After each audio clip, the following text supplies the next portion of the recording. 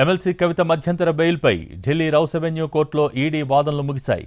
Liquor కేసులో విచారణ కీలక దశకు చేరుకున్న ఈ సమయంలో కవితకు బెయిల్ ఇస్తే విచారణకు ఇబ్బంది కలుగుతుందని ఈడీ వాదిస్తోంది. లిక్కర్ కేసులో కవిత పాత్రకు సంబంధించిన ఆధారాలను నేరుగా జడ్జికి చూపించారు ఈడీ అధికారులు. ఈ స్కామ్లో అరుణ్ పిళ్ళై కవితకు ప్రాక్సీగా ఉన్నారని, ఇండోస్పిరిట్లో అరుణ్ పిళ్ళై కవితకు 33% వాటా ఉందని చెప్తున్నారు. దినేష్ అరోరా అప్రూవర్గా మారిన తర్వాత అన్ని విషయాలు చెప్పారన్నారు. కవిత ఆలోచన మేరకే ఆమ్ ఆద్మీ పార్టీకి 100 కోట్ల రూపాయలు ముడుపుల రూపంలో ఇచ్చారన్నారు. బుచ్చిబాబు ఫోన్లో ఉన్న చాట్ ఆధారంగా ఎక్సైజ్ పాలసీ నోట్స్ రికవరీ అయ్యాయన్నారు. కవితకు నోటీసులు ఇచ్చి విచారణ చేస్తున్న సమయంలో అరుణ్ పిళ్ళై తన స్టేట్మెంట్ వెనక్కి తీసుకున్నారని కోర్టుకు వివరించారు.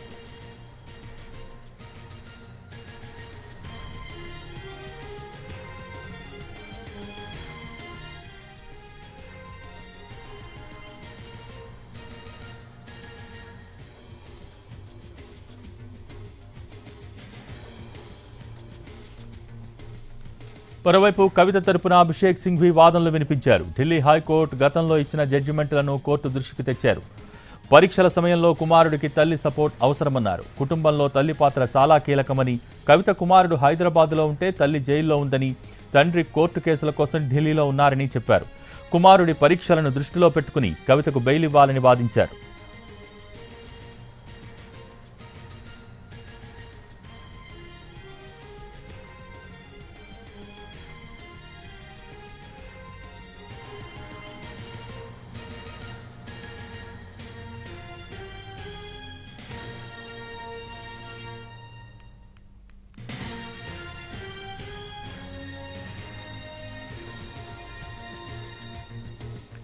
ఎమ్మెల్సీ కవిత మధ్యంతర బెయిల్పై ఢిల్లీ రౌస్ అవెన్యూ కోర్టులో వాదనలు ముగిశాయి. తీర్పు సోమవారానికి వాయిదా వేసింది కోర్టు. లిక్కర్ కేసులో విచారణ కీలక దశకు చేరుకున్న ఈ సమయంలో కవితకు బెయిల్ ఇస్తే విచారణకు ఇబ్బంది కలుగుతుందని ఈడీ వాదించింది. లిక్కర్ కేసులో కవిత పాత్రకు సంబంధించిన ఆధారాలను నేరుగా జడ్జికి చూపించారు ఈడీ అధికారులు. ఈ స్కామ్లో అరుణ్ పిళ్ళై కవితకు ప్రాక్సీగా ఉన్నారని, ఇండోస్పిరిట్లో అరుణ్ పిళ్ళై కవితకు 33% వాటా ఉందని చెప్పారు. దినేష్ అరోరా అప్రూవర్గా మారిన తర్వాత అన్ని విషయాలు చెప్పారన్నారు. కవిత ఆలోచన మేరకే ఆమ్ ఆద్మీ పార్టీకి 100 కోట్ల రూపాయలు ముడుపుల రూపంలో ఇచ్చారన్నారు. బుచ్చిబాబు ఫోన్లో ఉన్న చాట్ ఆధారంగా ఎక్సైజ్ పాలసీ నోట్స్ రికవరీ అయ్యాయన్నారు. కవితకు నోటీసులు ఇచ్చి విచారణ చేస్తున్న సమయంలో అరుణ్ పిళ్ళై తన స్టేట్మెంట్ వెనక్కి తీసుకున్నారని కోర్టుకు వివరించారు.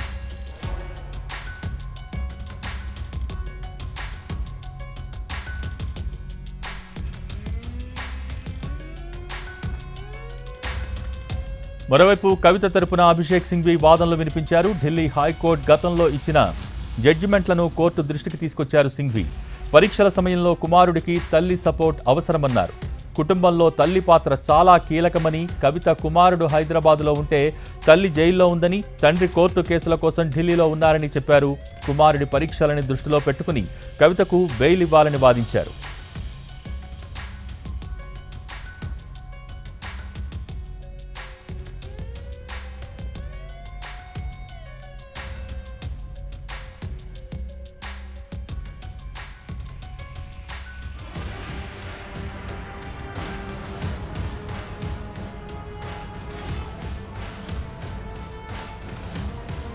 ఎమ్మెల్సీ కవిత మధ్యంతర బెయిల్పై ఢిల్లీ రౌస్ అవెన్యూ కోర్టులో వాదనలు ముగిశాయి.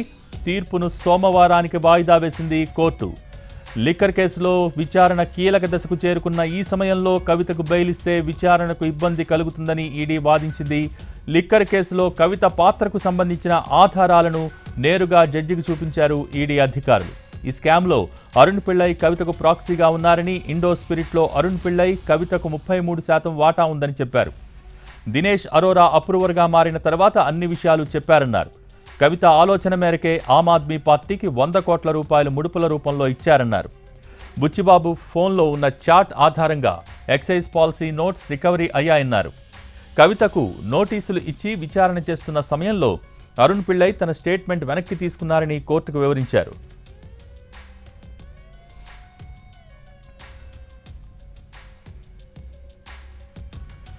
మరోవైపు కవిత తరపున అభిషేక్ సింఘ్వి వాదనలు వినిపించారు. ఢిల్లీ హైకోర్టు గతంలో ఇచ్చిన జడ్జిమెంట్లను కోర్టు దృష్టికి తీసుకొచ్చారు సింఘ్వి. ఈ పరీక్షల సమయంలో కుమారుడికి తల్లి సపోర్ట్ అవసరమన్నారు. కుటుంబంలో తల్లి పాత్ర చాలా కీలకమని, కవిత కుమారుడు హైదరాబాద్లో ఉంటే తల్లి జైల్లో ఉందని, తండ్రి కోర్టు కేసుల కోసం ఢిల్లీలో ఉన్నారని చెప్పారు. కుమారుడి పరీక్షల్ని దృష్టిలో పెట్టుకుని కవితకు బెయిల్ ఇవ్వాలని వాదించారు. అయితే ఎమ్మెల్సీ కవిత మధ్యంతర బెయిల్పై ఢిల్లీ రౌస్ అవెన్యూ కోర్టులో ప్రస్తుతం వాదనలు ముగిశాయి. తీర్పు సోమవారానికి వాయిదా వేసింది court.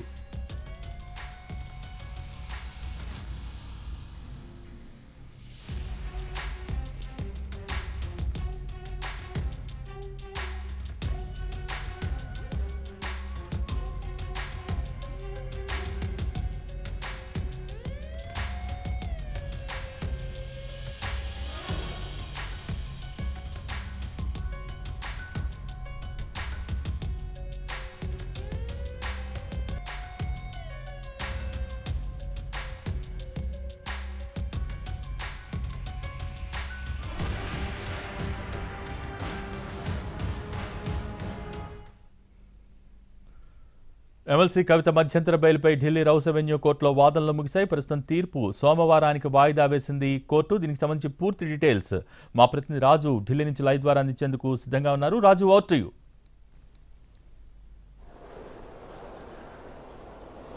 Thank you Bhogi.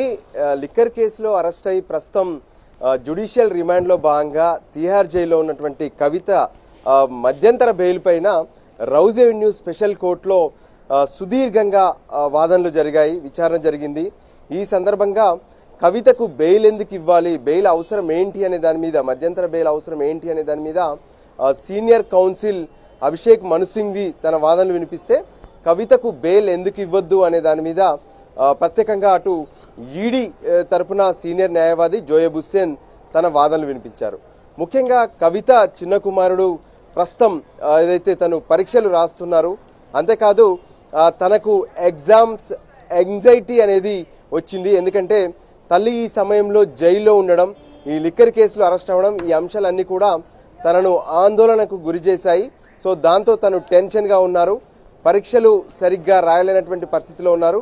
So ఖచ్చితంగా ఏదైతే భారతదేశ విధానంలో, అంటే ఏదైతే ప్రత్యేకంగా ఒక కుటుంబ జీవితం అనేది ఉంటుంది, ఆ జీవితంలో తల్లి పాత్ర చాలా కీలకం. సో ఈ పరిస్థితుల్లో కవితకు ఖచ్చితంగా మధ్యంతర బెయిల్ ఇవ్వాలి, తన కుమారుడి పరీక్షలు పూర్తయ్యేంత వరకు కూడా ఆ ఛాన్స్ ఇవ్వాలనే విషయాన్ని స్పష్టం చేశారు. అంతేకాదు ఏదైతే కొన్ని కండిషన్స్ పెట్టైనా సరే, అంటే ప్రధానంగా కుమారుడి పరీక్షల కోసమే ఈ అనుమతి ఇవ్వండి, ఇతర కొన్ని కండిషన్స్ పెట్టినా సరే అనే విషయాన్ని సైతం అటు అభిషేక్ మను సింఘ్వి జడ్జి కావేరి బవేజా ముందు స్పష్టంగా తన వాదనలు వినిపించారు.